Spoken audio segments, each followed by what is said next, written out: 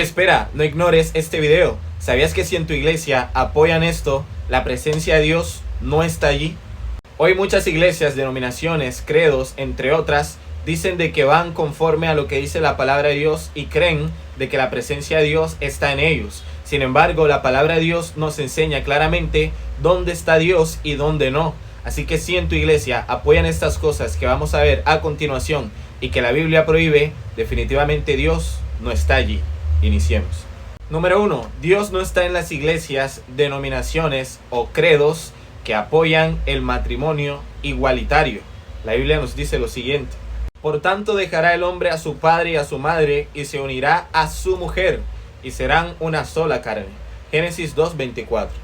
La fórmula que Dios nos da para la constitución de la familia es dada en Génesis 2:24. Ahí nos dice que una familia debe estar conformada por hombre más mujer e hijos. En otras palabras, esto es lo que Dios aprueba. Ir en contra de esto es ir en contra de lo que dice la palabra de Dios. Y aquellas iglesias y denominaciones, como esta noticia de aquí, que apoyan este tipo de cosas, definitivamente van en contra de lo que Dios dice. Y Dios se aparta de ellos, porque esto es una abominación para Dios. Y no lo digo yo, lo dice la Biblia.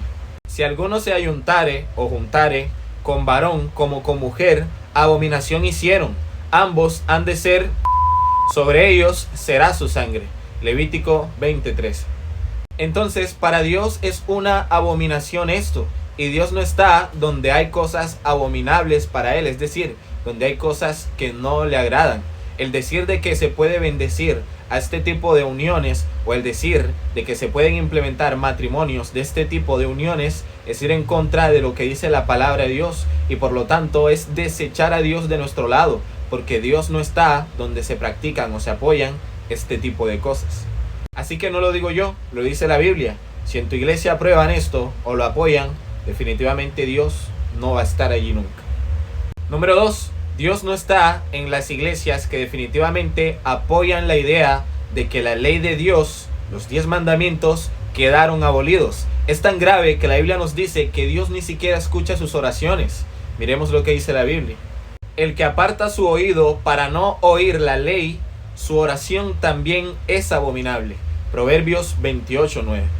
¿Notas que otra evidencia que demuestra de que la presencia de Dios no está donde nos congregamos o en nosotros, es decir, de que la ley de Dios, los 10 mandamientos, quedaron abolidos? Claramente la Biblia nos enseña que todos aquellos que apartan su oído para no oír la ley de Dios, es decir, para no obedecerla ni aceptarla, hasta su oración es abominable. Y como hemos visto anteriormente, Dios no está donde hay abominación. Nada de lo que te estoy diciendo lo estoy inventando. Los versículos son sumamente claros. Donde no hay obediencia, no está Dios. Donde se dice que su ley quedó completamente abolida, entonces allí no está Dios. Porque la Biblia nos dice que el mandamiento es santo y la ley es santa, justa y buena. Veamos el versículo. De manera que la ley a la verdad es santa y el mandamiento santo, justo y bueno. Romanos 7:2. Puedes notar que el mismo Pablo en el Nuevo Testamento nos está diciendo que la ley es santa. El problema de muchas personas hoy es que consideran que la ley de Dios, es decir, la ley de los 10 mandamientos, fue abolida, y no es así. Lo que sí abolió Dios al morir en la cruz fueron las leyes rituales o ceremoniales, las leyes civiles, o también conocidas como la ley de Moisés. La ley de los 10 mandamientos no es ley de Moisés, porque es la misma ley que Dios escribió con su propio dedo y que la misma Biblia nos dice es eterna.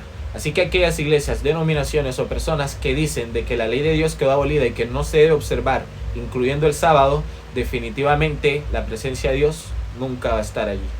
Número 3. La presencia de Dios nunca va a estar en las iglesias que apoyan el pastorado de las mujeres o el pastorado femenino.